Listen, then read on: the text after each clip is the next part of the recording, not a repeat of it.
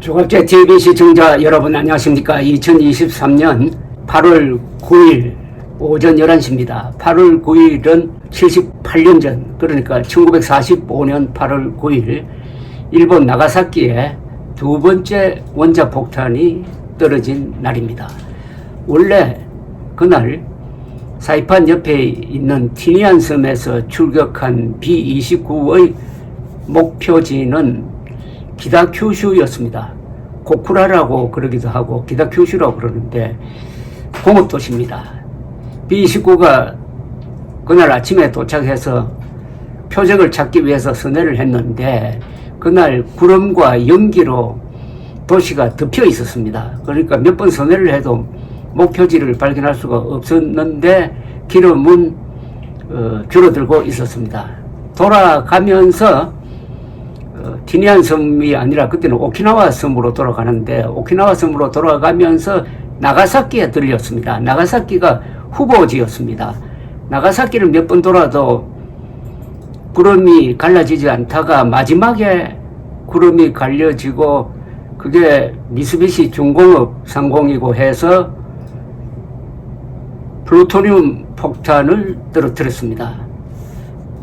그 폭발로 약 8만 명이 즉사했다고 합니다. 그리고 그날 소련군이 만주로 쳐들어옵니다. 그 며칠 뒤에 천황 임석하의 최고 전쟁 지도자 회의가 열려가지고 항복을 결정합니다. 그런데 항복했을 때 이 한반도를 어떻게 소련과 미국이 관리하느냐가 문제가 되었습니다. 이때 미국이 적석 제안을 합니다. 스탈린에게 38도선이 가운데를 가르고 있으니까 38도선을 경계로 해가지고 북쪽은 소련군이, 그 남쪽은 미군이 관리하기로 한다. 어떻게 생각하냐라고 전문을 보냈더니 스탈린이 적석에서 그걸 받아버렸습니다. 그래서 대한민국이 공사가 안 될 수가 있었습니다. 이 38도선은 어떻게 보면은 재앙으로 위장한 축복이라고도 볼 수가 있습니다. 왜냐? 그때 이미 함경도에 소련군이 상륙해가지고 내려오고 있었습니다. 미군은 오키나와에 있었어요. 스탈린이 뭐 그렇게 복잡하게 할 거 없다. 우리가 쭉 내려가가지고 부산까지 내려갈 테니까 한국은 우리한테 맡겨라. 이렇게 했으면은 미국이 말릴 방법이 없었습니다. 그런데 스탈린이 38도선 분할 관리를 접수를 해버렸습니다. 그래서 대한민국이 여러분들이 지금 김정은 치하에서 살고 있지 않게 된 것입니다. 그때 만약 원자폭탄을 좀 일찍 떨어뜨렸으면 또 달라졌을 수가 있습니다. 이 원폭은 시험을 해야 되는데 이 우라늄 원폭은 시험할 필요가 없습니다. 그건 뭐 분명하게 터지게 되어 있는데 문제는 복잡한 설계를 가진 플루토늄탄입니다. 플루토늄탄 실험을 언제 했느냐 하면은 1945년 7월 16일 뉴멕시코주 로스알라모스 근방의 사막에서 했습니다. 그때 초조하게 가슴을 졸이던 많은 사람 중에 한 사람이 오펜하이머라는 사람이 있었어요. 요사이 오펜하이머를 주제로 한 영화가 나왔습니다만 오펜하이머라는 물리학자가 이 폭탄 개발 책임자였습니다. 7월 16일 폭발에 성공했습니다. 성공했다는 이야기를 즉시 트루만 대통령에게 알립니다. 트루만 대통령은 독일의 포츠담에 가 있었습니다. 거기 포츠담에서 영국의 처칠 수상, 소련의 스탈린, 그리고 트루만 이 3자가 모여가지고 전후 질서를 확정짓는 논의를 하고 있었습니다. 이때는 아직 일본이 무조건 항복하기 전이었습니다. 그때 전문이 왔습니다. 트루만 대통령에게.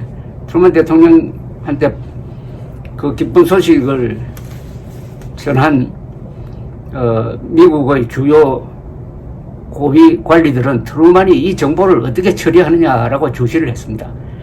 트루만은 3자 회담을 하다가 쉬는 시간에 슬그머니 스탈린에게 다가가서 지나가는 말처럼 강조하지도 않고 우리가 아주 성능이 좋은 폭탄을 개발하는 데 성공했습니다 라고 하니까 스탈린도 무덤덤하게 받아들이면서 그걸 실전에 사용했으면 좋겠습니다 라는 취지로 이야기를 했습니다.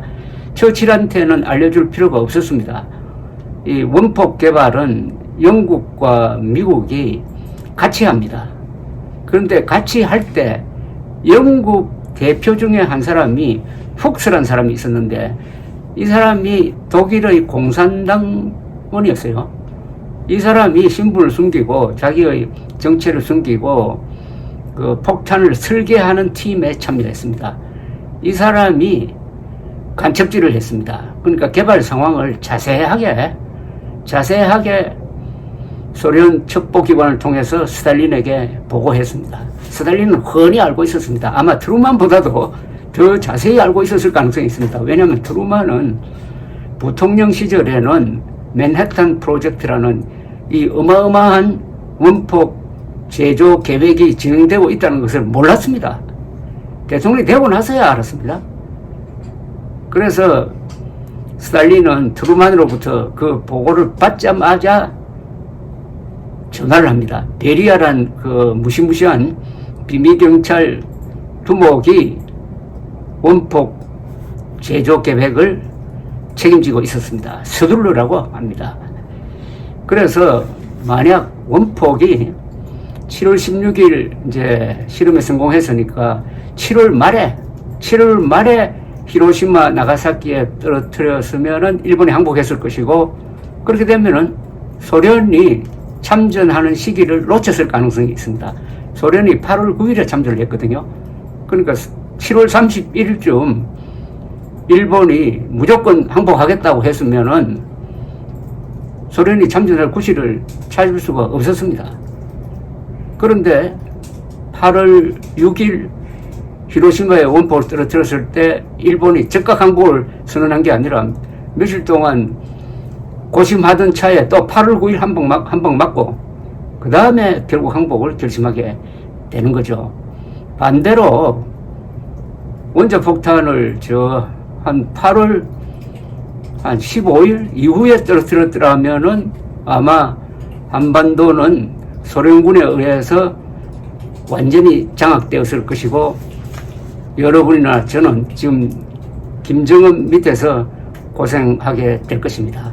이 원자폭탄 하나의 개발 그리고 투하에 따라서 한민족의 운명이 지옥과 천당 사이를 왔다 갔다 하다가 중간에서 멈췄다는 이야기죠. 그 중간선이 바로 38도 선입니다.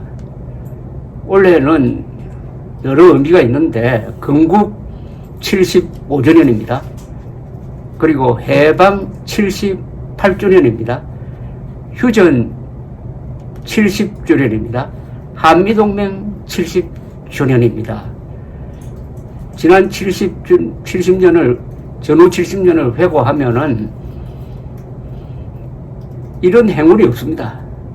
이런 행운이 없다는 것은 지난 70년 동안 한국은 최악의 조건에서 최소한의 희생으로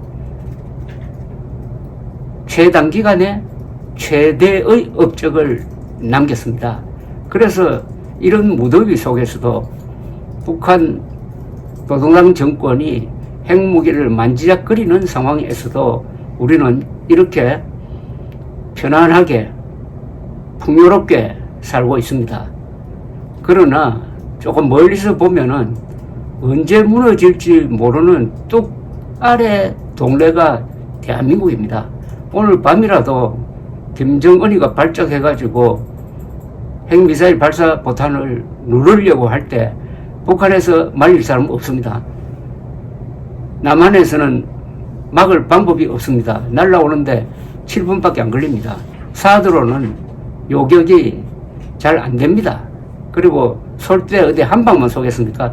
10방쯤 쏠 겁니다. 그럼 10개의 미사일이 날라오는데 그 중에 2개는 요격했다? 그럼 8개가 떨어지는 거죠. 8기가 요격됐다. 그래도 2기가 떨어지는 것 아닙니까? 그러면 서울에 떨어질 때 수십만 명이 죽는 거죠. 여러분이나 저의 운명은 누구 손에 달려 있느냐 하면은 김정은 손에 달려 있습니다. 근데 이 사실을 직시하려는 노력을 하지 않습니다. 살고 죽는 문제인 안보를 미국에 떡 맡겨놓고 내몰라라 하면서 오늘 또 잼버리 대회 실패가 누구 책임이냐를 가지고 아주 치열하게 싸우고 있습니다. 이러다가는 지난 70년 동안 계속된 이 기적과 행운의 연속이 중단되는 수가 있다 이거죠. 행운이 너무나 오랫동안 계속되었으니까 이제는 불운이 찾아온다. 그 불운의 첫 번째 항목이 뭐가 될지 생각하면은 지금 올해 마음을 다 잡아가지고 이제 정신 번쩍 차리고 국방만은 우리 힘으로 한다. 그만한 능력이 있다 하면서 이제는 기적을 바라지 말고 우리 실력대로 살아가는 방법을 배워야 할 시점이라고 생각합니다. 감사합니다.